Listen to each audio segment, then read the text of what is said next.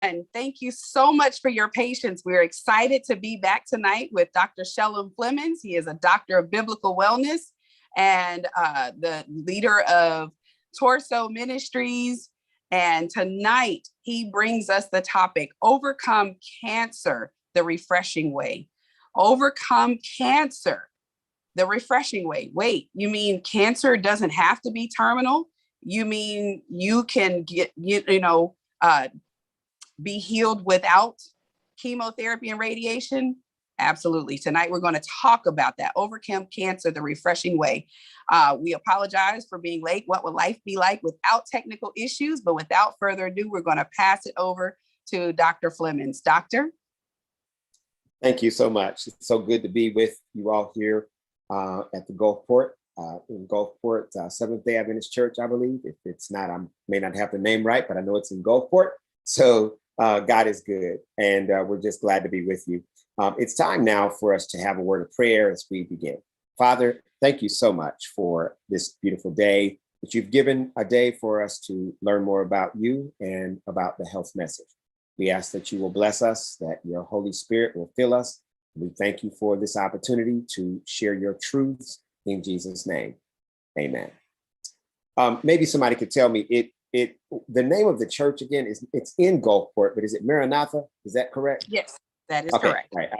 I thought I might be saying that wrong. Okay, so the Maranatha Seventh-day Adventist Church. All right. So we are going to be talking about Overcome Cancer. Our title, The Refreshing Way. You all have let's see, you are sharing. Okay, very good. And let me just make a quick adjustment. And we should be good. All right, praise God. And I need to just do one more thing to move some things out of the way. And hopefully that'll be enough. All right. Overcome cancer the refreshing way. There is an answer to cancer. And my sister said it does not have to be a terminal disease. We're going to understand how to apply the principles that we learned even last week, cleanse your way to cure, and all of those wonderful principles. I like to start with this slide. It just simply says, you see a missionary talking to a young man, and you look at the expression on his face. So you mean to tell me you brought Bibles, but you didn't bring no food? You see, what this simply says is, if we don't have an answer to the problems in our world, in our country, then we might need to be in a different kind of religion. The Bible tells us that God said, I am the Lord that healeth thee. Bless the Lord, O my soul, and forget not all his benefits. So what's the benefit of being a Christian? One of those benefits is it says, who forgiveth all thine iniquities, and it says, who healeth all thy diseases. And so there you have it, friends. God has a plan, and there is no disease that God can't cure. And the major diseases that we have, which are lifestyle diseases, cancer, diabetes, hypertension, the plethora of autoimmune diseases, arthritis. Most of these diseases, friends, are lifestyle diseases. Right now, we're going through a pandemic. The Bible says that we will be kept free from the pestilences that walk in darkness. Now, walking in darkness, pestilence. Well, if a pestilence is walking in darkness, that means it's an unexplainable epidemic or pandemic. God said he would keep us free. You will notice that no one is talking about the importance of eating more fruits and vegetables, particularly citrus fruits, more green things. We're not talking about the importance of drinking water and eating a plant-based diet and getting rest and all of those things. Everything is vaccination, vaccination, vaccination. We're here to tell you that God's plan to educate is better than man's plan to medicate. And we are here to say that God has a better plan. There are voices out there in modern medicine and in science. This is a slide that speaks of a movie, or it's a video that you can find online called Forks Over Knives. And these doctors and scientists basically have found that our diet plays a large role in cancer. In this particular slide, Dr. Colin Campbell says we can turn cancer on and off by simply changing the diet. We can turn cancer on or off by simply changing the diet.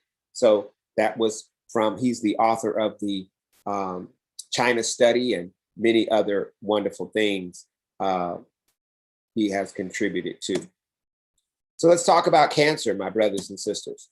You know, there's a lot to be sad about as it relates to cancer, but you also understand from different ways that it's a very political issue. And what do I mean by that? Well, this particular slide shows that, you know, this is from the state of California. And what you see on the right is just a chemical that's used as a lubricant. Some of you all might know about WD-40. Well, this will be like a competitor of WD-40.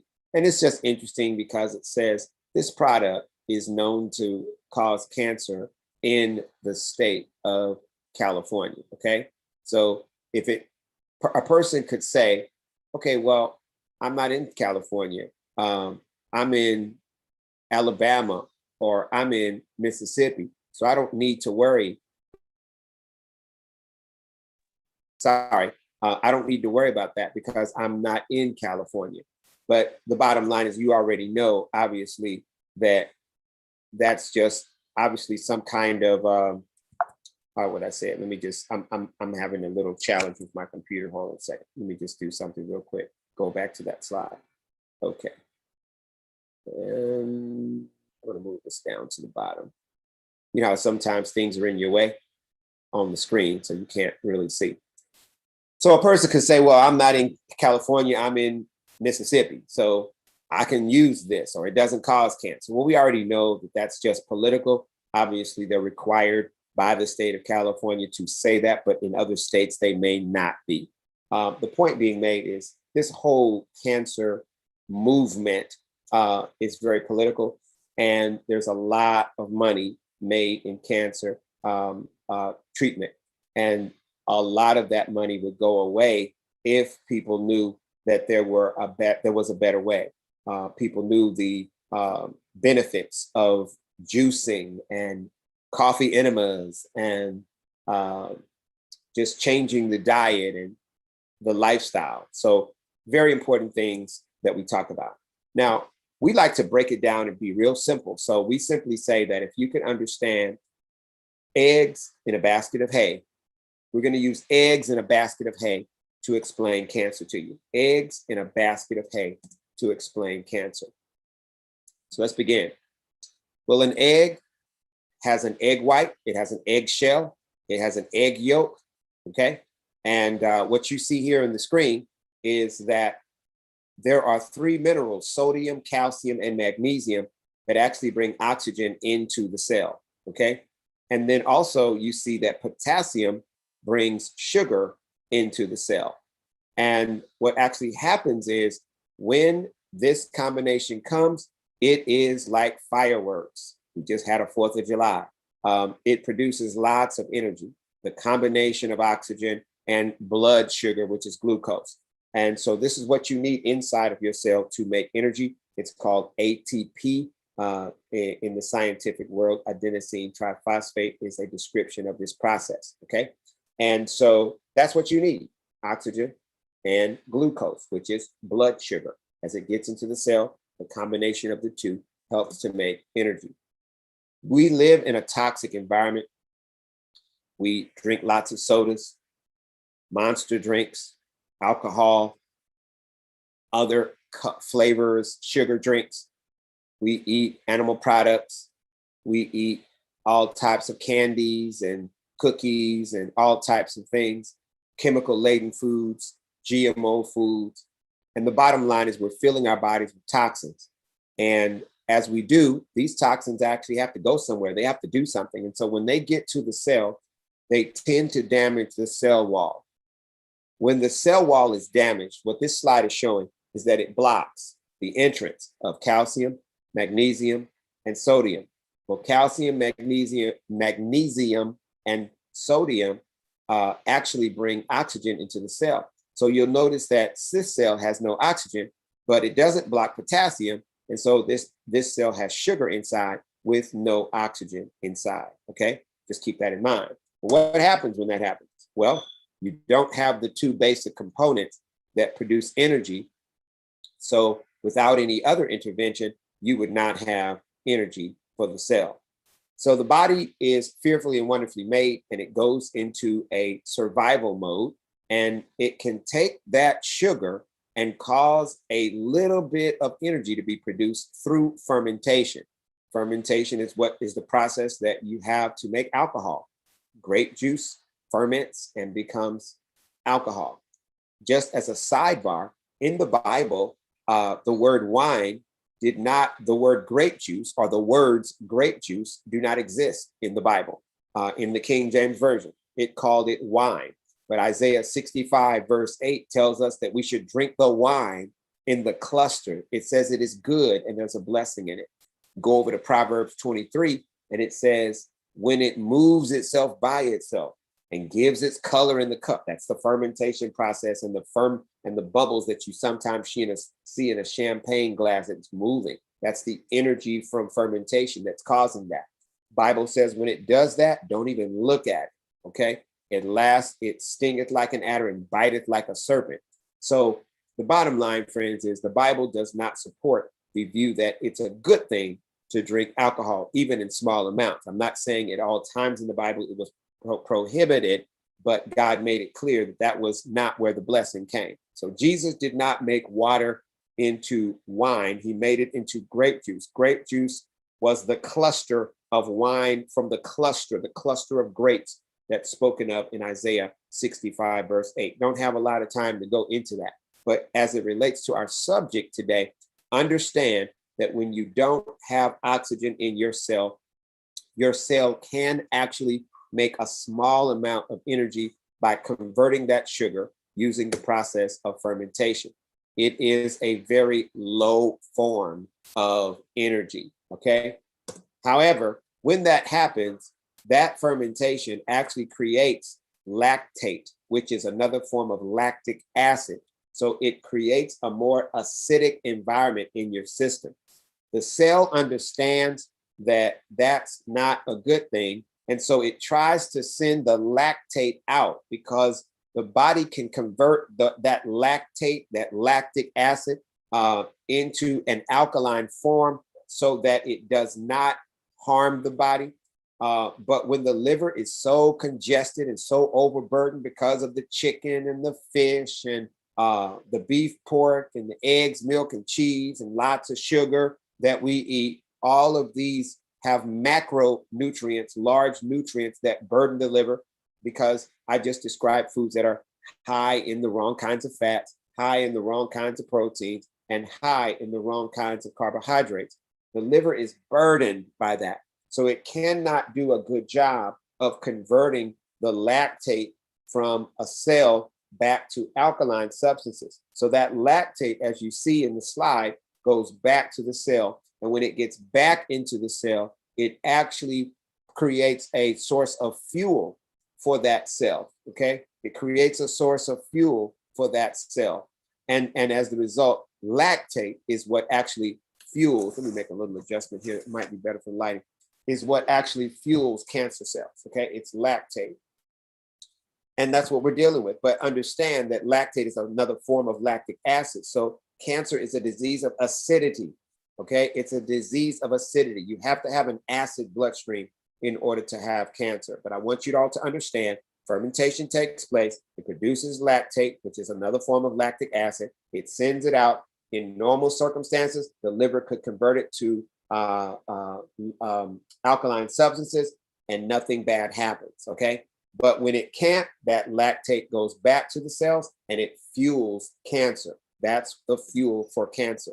Lactate has signaling and hormone properties. So some of you all who are familiar with like breast cancer, when it's estrogen sensitive, which most breast cancers are, that's what it means, signaling and hormone properties. In other words, when the breast tissue or the ovarian tissue comes in contact with estrogen, it creates more cellular activity, increasing the activity of cancer cells when it has that. So that's what lactate does. Lactate is like estrogen in that sense, that it has signaling and hormone properties. Okay. So if we could get rid of that lactate, which is like lactic acid, we could get well.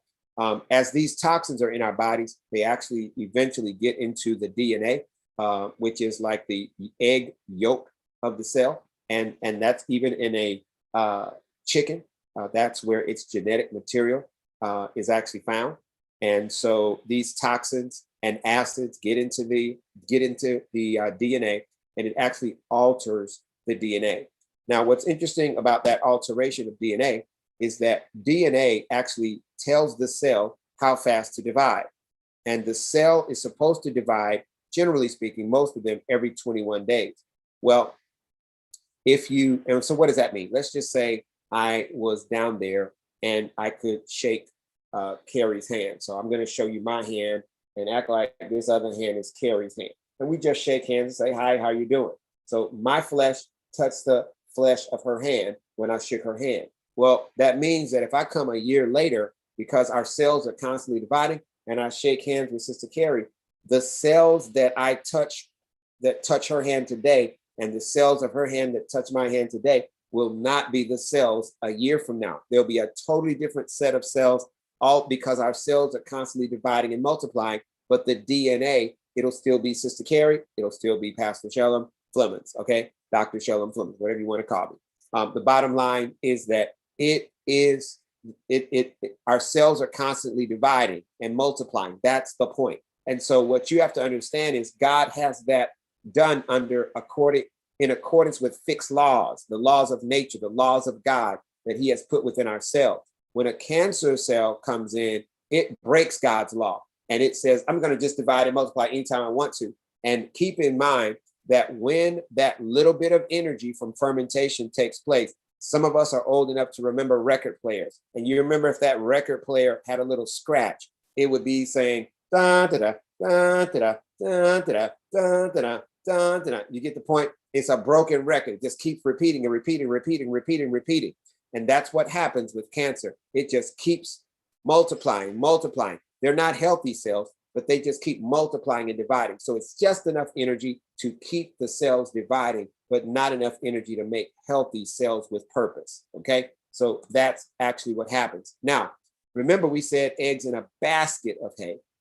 That basket of hay, when the cell does this cycle of regeneration in a cancerous way, it sends out these little fibrin mesh fibers, and it serves kind of as a barrier. We're fearfully and wonderfully made.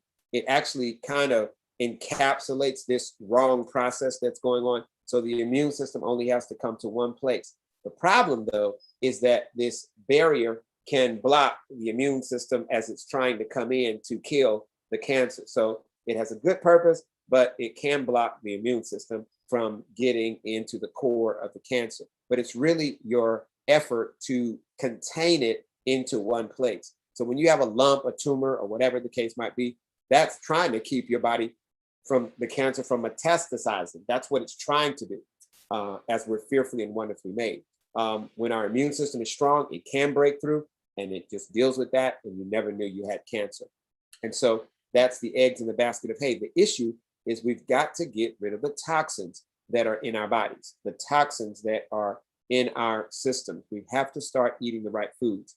My wife and I do juicing on a regular basis, even though we don't have cancer, but we try to do some juicing. I think it was either this morning or yesterday morning that I did quite a bit of juicing, and we're just drinking that. I'm not on a fast or anything, but we just drink juice from time to time because it's lots of alkalinity and lots of nutrients that you can get from those juices.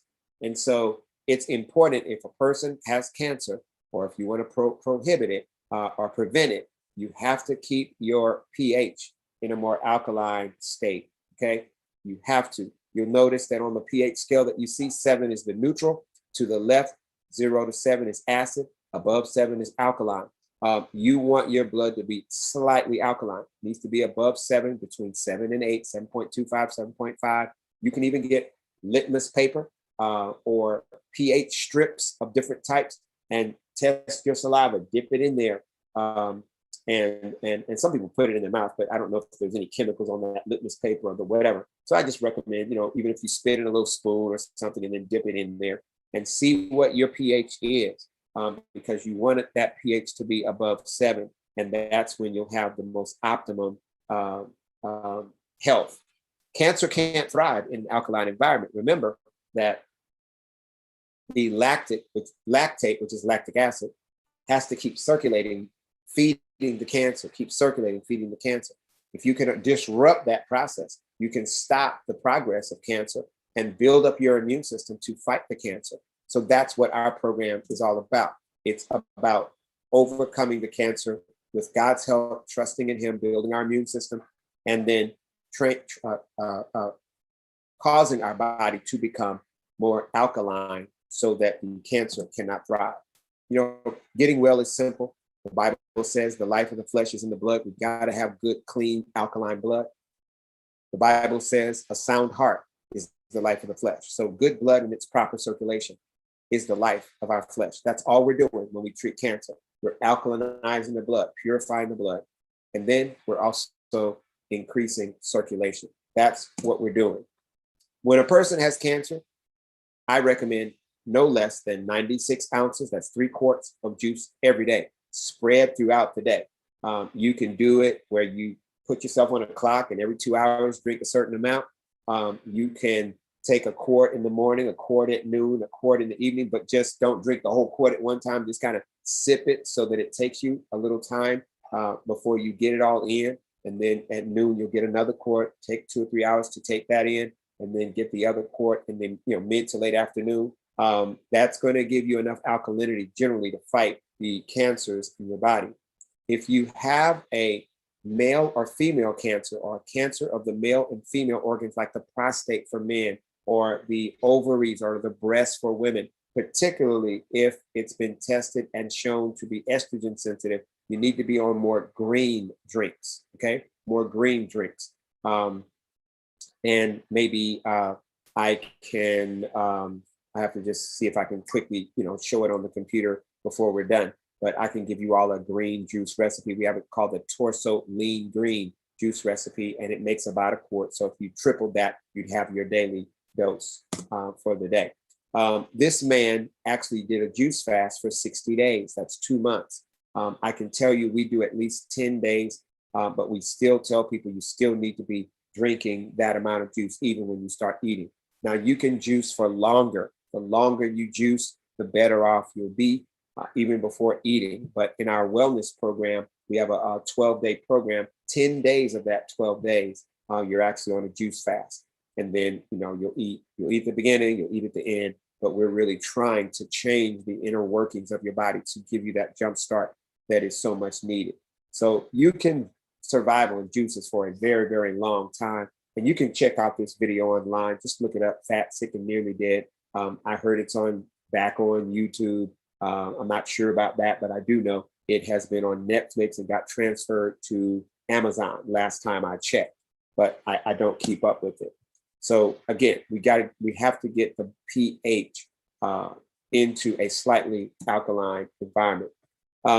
This is a purposeful misspelling. It's called herbal chemo, but these are just some herbs that we recommend. And by the way, I forgot to bring a sample of it, but what I could probably do is maybe take you to the website. But we have an herbal extract called the cancer tumor, and it's purposely misspelled. But it has these and other herbs in it. And ours is a liquid extract. We also have Essiac, which some of you all know is a good cancer formula. So we give those two for our cancer guests. But Pardiaco, it's an insect resistant bark. It's anti-parasitic. Chaparral contains NDGA, which inhibits aerobic and anaerobic glycolysis. That's the energy producing ability of cancer cells. That's a long word. It's called the NDGA. It's dihydroguaretic. That's what it means. Probably acid or something like that. All right. Small amount of bloodroot. That's a powerful herb. The power of this plant lies in its root system, where a special plant alkaloid or chemical is stored. That herbal chemical is called sanguinarine. This causes cancer cell death, which is called apoptosis.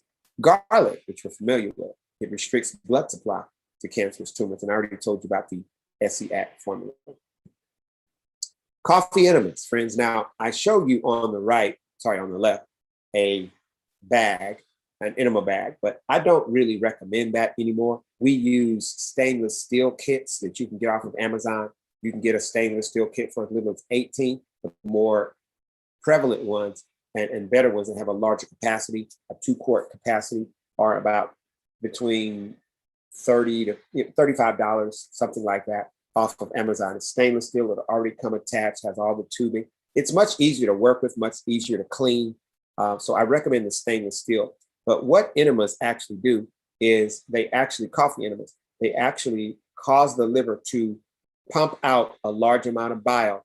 And because all your blood flows through your liver every 3 minutes, you lay on your right side for 15. That gives 5 passes of blood every time you do an enema at a time where your liver is pumping out a lot of bile.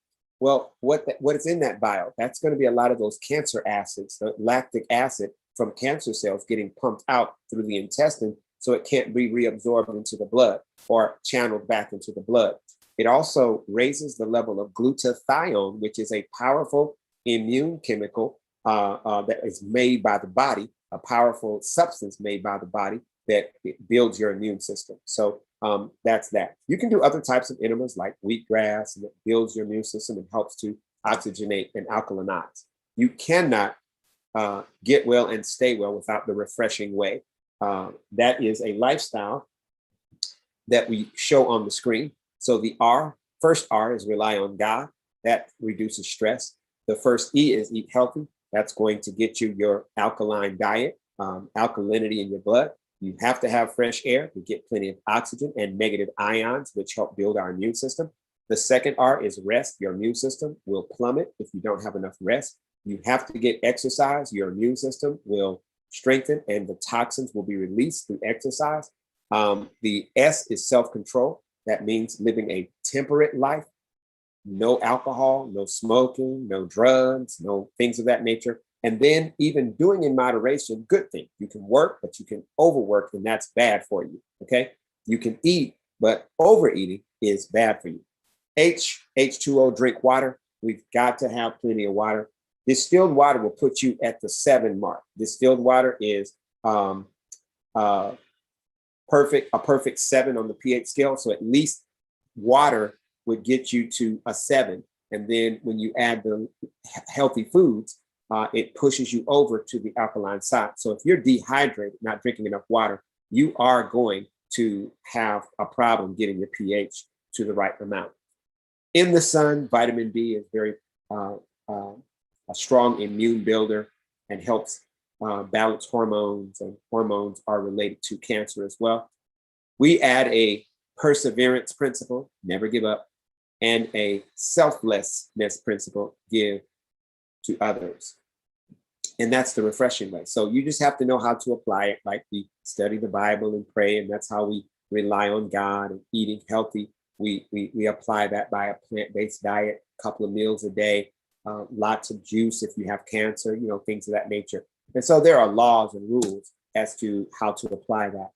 For those watching, you can go to our website. It's torso.org. That's TORSOE.org. And I believe that concludes the main presentation. And then we'll open up for questions. And I believe there were even some questions that, let me go here. Doctor, I do have a question. When someone's on the juice feast for the cancer, what happens if they cheat or have a cheat day and decide to do cheesecake or birthday cake, or like how does that affect the outcome? Yeah. So basically, you don't want to cheat, but if you cheat, you don't want to get discouraged and feel like all is lost. You weren't doing anything before. So if you did 2 or 3 days of the right thing and then you didn't do the right thing after that, the bottom line is you still did the right thing for a large period of time, if you can kind of follow me. So it's still just pick it back up and you know, pick it back up where you left off and move forward. You could say, hey, I cheated, so add a day to the end or something like that to make sure that you're going to get the, you know, the benefits, you might say, of what needs to happen, if you can kind of follow me. Okay, and there was a question, I think you had covered how to check your pH. Can you review over that really quick? They asked how to check your pH. Yes. So if you go to Amazon, I think they're around $5 to $6. You can get pH strips. Now they might be called litmus paper, and it will have on the box or on the container, it'll have all these different colors and what the pH is in those color ranges. And you can just spit and dip in saliva, and it will turn colors, showing you what your pH is. And so that's the easiest way. We like to do it first thing in the morning for sure.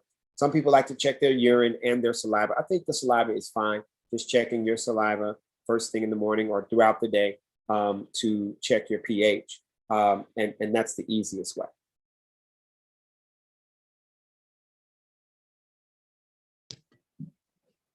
Thank you. Now, I don't know if you want me to go through any of them, but I did have some questions that had been sent. I don't know if we want to go through that, but I'm fine doing that if you would like to. Sure. But maybe questions already, if there are people raising their hands, or I don't know if you all have questions. So you tell me how you want to proceed. Well, just want to let everyone know we have placed that on the Facebook, that if you have questions, please let us know, because we do have some time to answer it. I do see a question that just popped up. It says, can cancer be hereditary? Oh, absolutely. Any disease can be hereditary, but keep in mind, heredity loads the gun, but a faulty lifestyle pulls the trigger. So just because your great-grandmother had cancer and your grandmother had cancer and your mother has cancer, you don't have to have cancer, even if you're predisposed to it. So you can have some genes that are predisposing you to it, but it is your lifestyle that causes you to have the disease. Now, I'm not saying that there can't be a situation where a child could be born with cancer in that sense, but as far as if you didn't have it when you were born, you don't have to have it at all, even if you have genes that predispose you to cancer. And the same for any condition: diabetes, hypertension, so on and so forth. Yes, and by the way, I wanted to confirm that the Fat, Sick, and Nearly Dead is on YouTube, and it is free. I posted the link in the comments on Facebook. All right, sounds good. Sounds great. All right, so did you want me to read a couple of these questions and we just kind of see how that goes, or how did you want to handle that, Sister Carol? Okay. Yes. So I received some questions. I'm assuming these might be questions that people are interested in or they presented in the past. It says, what can I do for allergies? And so we'll start with that. So allergies generally is the result of foreign proteins in your body, foreign proteins in your blood. So when a foreign protein gets in your blood, the body senses it as a toxin. And so it mounts a response against that foreign protein. That response produces antibodies. And when the antibodies come in contact with that foreign protein, it produces a substance. Like think about in your car, you have, when the gasoline comes in contact with the intake and you have a little spark, it produces an exhaust that goes out of the back of your car. So the exhaust from the connection between the antibodies of the protein with the antigens of the protein and the antibodies of the immune system. That exhaust that comes out of the back of the car is called histamine. Okay. And so what happens is our bodies have a natural antihistamine that's made in our livers and our adrenal glands. The problem is we have such bad diets that our adrenals are wiped out because of the stress and the sugar. And then the liver is wiped out because of all the animal products and the sugar. And so it cannot do a good job of making nature's antihistamine. So when the histamine goes throughout the body, it is a vasodilator. That's what it is. It dilates blood vessels. So when it gets into your eyes, they dilate, they become bloodshot eyes. When it gets into your head, the blood vessels expand and they press against nerves, causing you to feel a headache. When they get into your skin, the blood vessels expand and you experience hives. When it gets into your lungs, that kind of thing, and bronchial tubes, it expands and you feel it as an asthma attack. All of these are allergic reactions that are the result of excessive amounts of histamine in your body. So how do we have foreign proteins? Well, the protein from animal products is incompatible to the human body. And as we get closer and closer to the end of time, our bodies are much weaker than those of our predecessors. And so we're not able to handle those proteins. Some proteins were never meant to be handled, although a small amount of milk, eggs, cheese, before they change the chemical makeup of these things by adding hormones and other things, might not have been so bad back in the day, 100 years ago. But now it's not safe to drink milk, eat eggs, eat milk products like cheese. So you change your diet, get it to a plant-based diet. In that, eat like 70% fruits, vegetables. Then add your whole grains, legumes, nuts, and seeds. And that will pretty much help you a lot. I recommend starting any regimen with a juice fast because often things you're allergic to, once you kind of get some of these toxins out, you'll find that on the other end of that juice fast, you might not even be allergic anymore. I've had people allergic to orange juice even.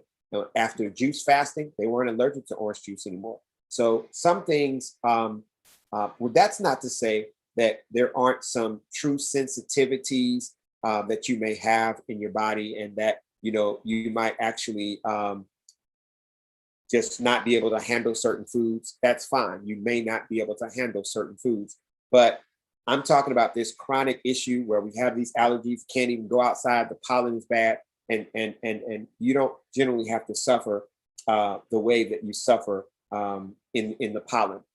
Remember, we talked about the vasodilation. So when it gets up into the mucous membranes, it causes them to expand, and therefore large amounts of the pollen are getting in because of the histamine. If you get less histamine, they'll tighten up, and a lot of that pollen will be blocked.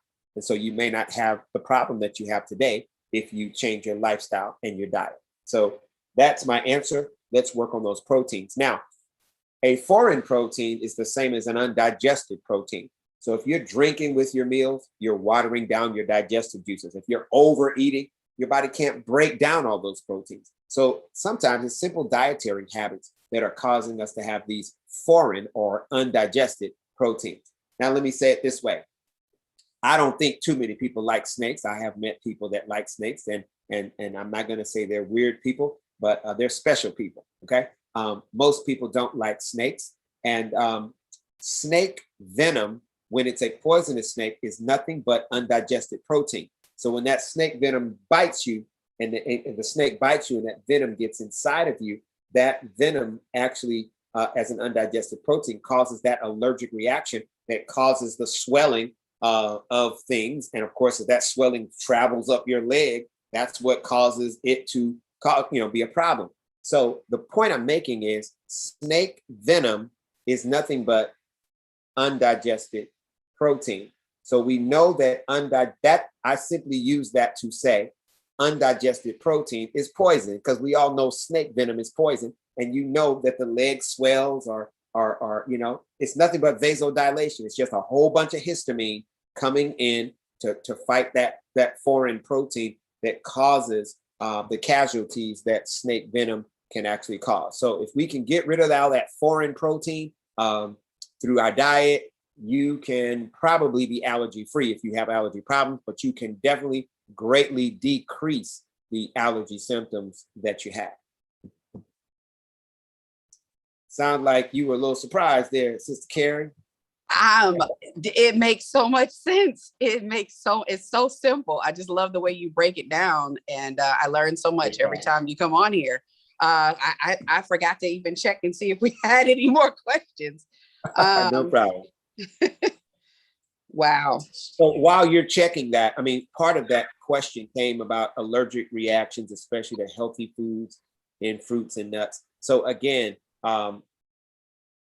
you just want to have the strategy where you lower the amount of foreign proteins. When you do that, your body may not be as sensitive to some of the things you're sensitive to, but there are legitimate sensitivities. And so, for example, many of you, not everybody, but knows a famous prolific writer named Ellen White. She's dead now, but some of you have read some of her writings. She could not eat lots of beans. She just couldn't. It just didn't agree with her. And she was following the health message. And so she learned her body. So you can learn your body. Everybody's body is different. And so we're not saying that there aren't true sensitivities that people can have to foods because maybe you don't manufacture enough of something to help you, but you would still want to follow this process to see what your baseline is. All right, I've got a question here that says, what happens when you drink liquids with meals? So I kind of hinted on that in the allergy concept. I don't see a water bottle or anything, but let me grab something here. This is just a little jar I use in one of my things. It's not clean because I there's a chemical that goes in this. I use it for a particular health purpose of with something that we do. So excuse the lack of cleanliness of the jar. But the bottom line is this is your stomach, okay? So imagine you have solids in your stomach, right? Well, you have digestive juices that have to work on those solids and break it down and work with it and digest it, right? So when you then pour water into this or liquids of any kind, soda, orange juice, what have you done? You have now diluted the various juices that are breaking down the food. So they're not able to break down the food effectively because you've now diluted them, okay? And so you end up with toxins in your blood because you end up with undigested proteins because you're not able to digest properly. The stomach is what digests proteins in your body. So you don't want to water those digestive juices down by drinking with the meal. Now, if you're thirsty at mealtime, you're generally dehydrated.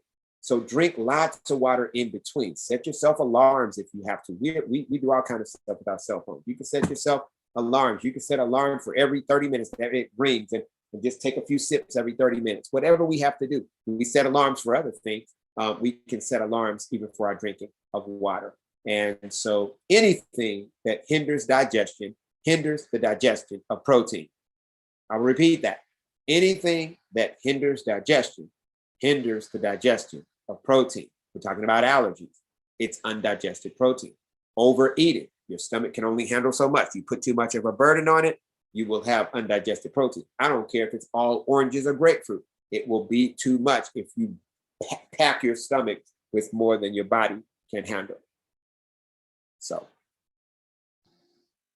Wow. So I did have a question next to me. There's someone in the room with me and they wanted to know, is it bad for you to go all day without eating? And we're not talking about fasting, right? Just regularly go all day without eating. Okay.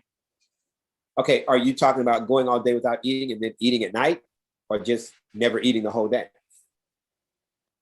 I kind of do both sometimes. Eating at night. And then when you do eat, it's not so nutritious. Yeah, it's bad. So bottom line is that it's better to stay on a schedule. There's this word called regularity, and your body has a biological clock. Your body will get tired at a certain time. That's a biological clock function. And so you really need to eat at the same time every day and, the right food. So it's not good to not eat and then at the end of the day, eat a whole bunch of food or the wrong foods. That's going to cause you to, generally, you're going to go to sleep after that. And then when you go to sleep, your body goes down to about half battery power, but you now have a double load on your system. That's why you're not hungry the next day and you don't eat the whole day until the night happens. And so you get in this vicious cycle. The best thing to do if you have this problem, skip that one meal. You're going to be like, oh no, I'm hungry, let me go to bed. But you will be so ready to eat the next morning. Okay, so it's just get out of the cycle by fasting the entire day and then starting the next morning with a good meal. Thank you. You're welcome. Since the whole presentation was on cancer, I do have a question. So I have a family member who has cancer, and it is a very aggressive cancer. So right now, chemo didn't work and radiation didn't work. And right now she's on a plant-based diet, but it is an aggressive cancer. What would you recommend? In short, and I did not mention this, I didn't even think to have one near me because I don't think I do. But the bottom line is the 96 ounces of juice. And I'm speaking in most cases. So I would say most people can fast. Even if you've lost some weight, you can fast. I would recommend a juice fast. But whether you fast or not, 96 ounces of juice a day. I recommend totally a plant-based diet, no animal products at all. And an all raw diet if you are eating. And then we recommend 4 to 6 coffee enemas a day. And because you have to constantly be pumping all that lactic acid out. We have an herbal formula. And we actually make 2 herbal formulas. One is the Estiac, which is not our creation. And we use that plus our herbal formula. So there's 2 cancer formulas. And we have a hydrogen generator. It's a machine. And it actually makes hydrogen gas.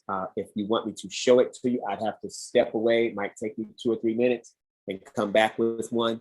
But basically, hydrogen actually builds your immune system and it actually shrinks cancer. Okay. So I wanted you to be aware of that. And so that's what we do. And we have seen people with various types of cancers completely get well, be cancer free.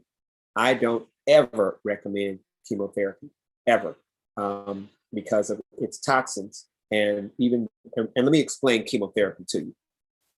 So chemotherapy kills cells. Because cancer cells, and listen carefully, cancer cells are the weakest cells of your body. They're the easiest cells to kill. So because if you can introduce poison, it's going to kill the weakest members first. And so the theory behind chemo, they know the cancer cells are the weakest cells. So it's going to kill a lot of the cancer, and hopefully your stronger, healthier cells can fight against the damaging effects of chemo.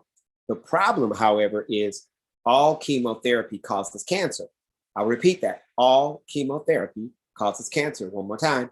All chemotherapy causes cancer. So you put the seeds of cancer now in every cell of your body. And over periods of time, they will generally 5 to 10 years manifest themselves. So even if you got rid of the initial cancer, it's going to come back in about 5 to 10 years because you put those toxic substances in your body. So I do not believe that that is the best method. I know it's not. It's not biblical. Who can bring a clean thing out of an unclean? That's a biblical principle. We don't get better by bringing in more toxins.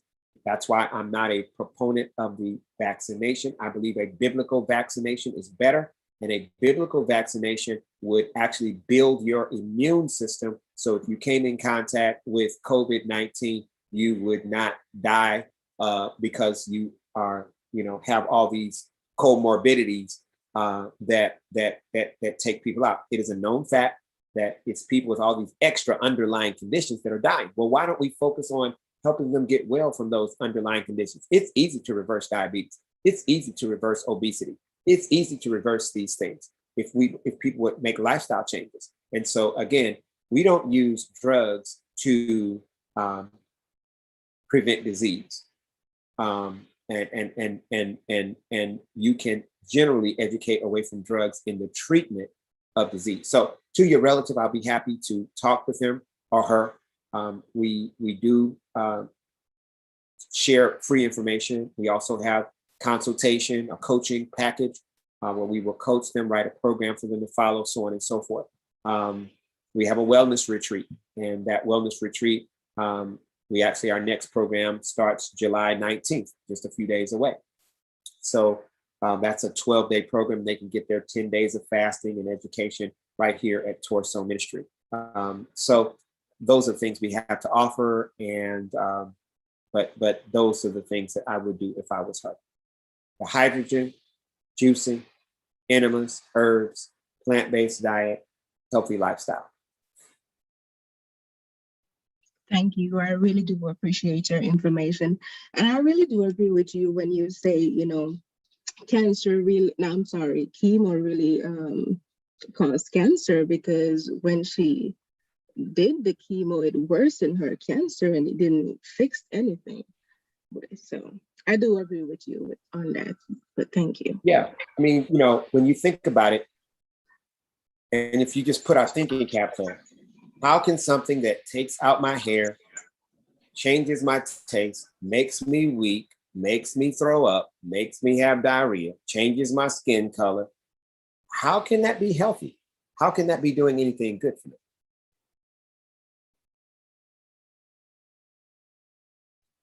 Yes, thank you. We have only a few minutes left. We will be back here next week. So hopefully you will join us. You will invite some people that need this information. Those that who are struggling with hypertension, diabetes, cancer, lupus, you name it, blood clots. There's information here for them. It doesn't have to be the end of the world. They don't have to continue to take medication for the rest of their lives. Like he said, it does take some changes. In this spiritual walk, we have to get comfortable with the uncomfortable. And and I will say this, my son at age 4, he's now 22, was diagnosed with cancer. We weren't sure when it started exactly, but we were given the option to opt out of chemo or radiation. That's what we did. We only decided to go with surgical measures to remove the cancer, and he has not had it reoccur since. The opposite side of it, I had a brother at the same time. My son and him were diagnosed a month apart. My brother did choose the chemo and radiation, very large experimental doses, and sadly he lost his battle after 3 years. So there's definitely a difference, and there was a bit of a difference with the diet. So I know this what you're saying to be true, and I'm just thankful for this information.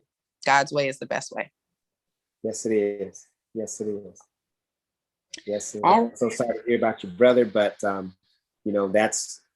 but those of us who are still here, we need to sound the announcement that God has a plan for our health. Absolutely. Thank you for joining us again today. Annie, thank you so much for coming in clutch, because my computer went down and Annie was there to save the day. So I thank God so much for you, so that we could get on here. And so we are going to try our best to sign on a little early, may play a little bit of music so we can give everyone time to come on and make sure that we're not having any issues. So we will be on time. So we hope to see you next week, same time, 6 o'clock. Thank you so much, Dr. Flemons. Thank you so much. God bless you. And